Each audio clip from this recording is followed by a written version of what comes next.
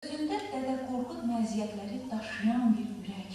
Dədə Qorqud Türk dünyasının birliyi günümüzün ən aktual mövzularındandır. Türk dilli xalqlar arasında əlaqələrin inkişaf etdirilməsi üçün isə müxtəlif platformalar mövcuddur. Onlardan biri də Azərbaycan Dünyası nəşridir.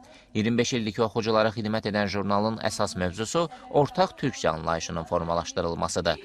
Nəşrdə türk ziyalılarının, alim və yazarların məqalələri ilə tanış olmaq mümkündür. Öz həyatımızın, öz qanunlarımız var bizim. Bilirsiniz, Azərbaycan xalqı çox gözəl xalqdır. Bunu mən hər yerdə deyirəm. İstanbulda, Türkmenistanda, Üzbekistan, harada oldum mən deyirəm. Azərbaycan Türk dünyasının çırpınan gözəl ürəyidir. 1998-ci ildə Azərbaycan Dünyası Beynəlxalq jurnalını yaradan Eldar İsmailov hazırda onun baş redaktorudur. Beynəlxalq Muğam Mərkəzində keçirilən gecədə jurnalın Türk dünyası üçün əhəmiyyətindən söhbət açıldı. Daha sonra tədbir bədii hissə ilə davam etdi.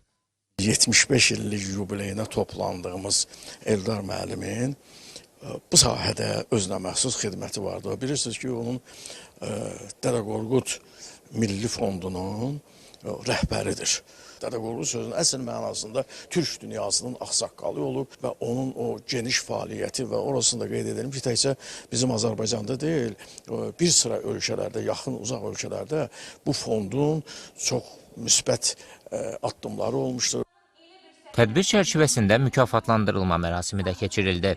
Seçilənlər arasında Mədəniyyət kanalının 32-dən bir verilişi də var idi. Layihə Dədə Qorqud mükafatına layiq görüldü.